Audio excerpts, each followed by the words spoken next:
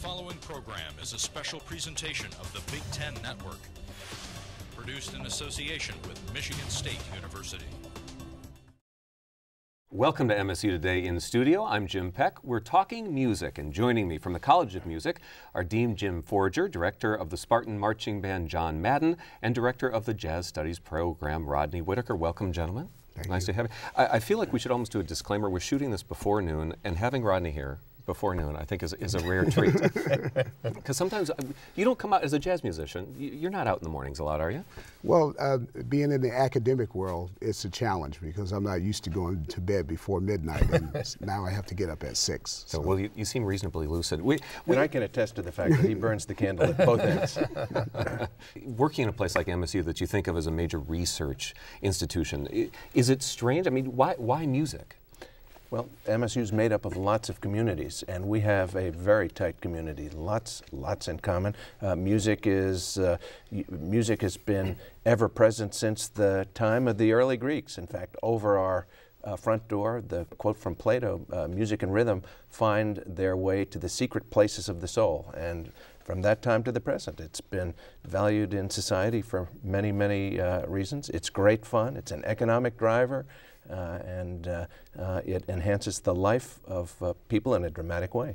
And I know all three of you still play professionally, you're still out there doing this, but most professors, I wager, aren't going through their day working with students and then getting out in front of, I mean, in your case, John, thousands of people and playing. That's not something you normally think of a professor going out there and doing. Although in our world, I think it's very common, you know, that we see each other in our academic settings, we see each other in our performance settings.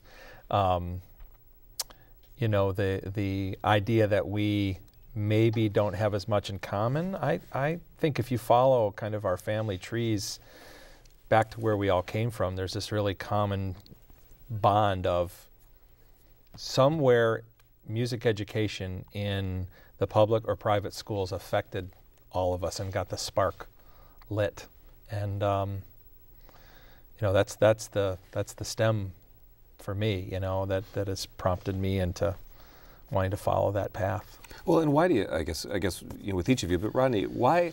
You've been a successful musician for a lot of years, played with a lot of people, and I could go on and on with that list. Why teach? Why take that step? Well, I think for me, some of the best musicians that I thought about this morning, some of the best musicians that I was mentored by were the best teachers. And they decided as a part of, well, I don't think they decided, but as a part of the tradition of jazz, you have to pass on the music to the next generation. It's sort of a responsibility, and you're given that charge very early out. I remember as a teenager when I first fell in love with jazz, I started to teach people about jazz immediately because it was a good news. And that I discovered, you know, I didn't really discover it, of course, but it was great news for me. So I wanted to tell everyone I knew about it. You know, I started having listening classes in my mother's living room. I'd bring all my friends over, check this out. I want you to hear this guy, Charlie Parker. You need to hear Monk. But I also fell in love with chamber music and with Bach, and I wanted people to know about that as well. And so I think I'm driven by the love of music, and I think we share that bond, that it's important to pass on the tradition. And John, I know in talking with you, you talked about the band being perhaps the best life skills course on campus. Well, you know, one of the things in our College of Music that's important to us is that we serve majors, and that's a priority, and we grant degrees, but we serve an awful lot of non-music majors. As a community, the MSU community, I think, is enhanced by offerings that we have. As simple as a marching band might be in its basic essence, you know, we exist to perform halftime shows at Spartan football games. It is far more complex than that for the members who come together in this massive organization of 300+ people and learn some of these life skills that might be team-oriented or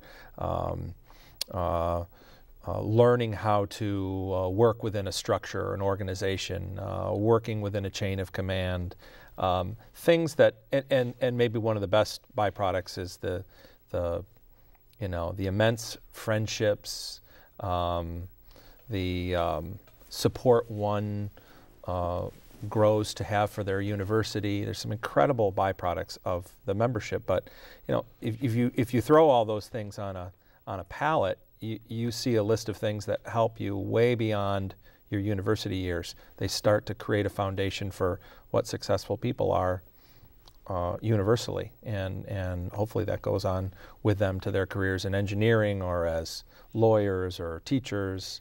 So we're really proud of the other things that band membership gives you. And we'll be right back after this.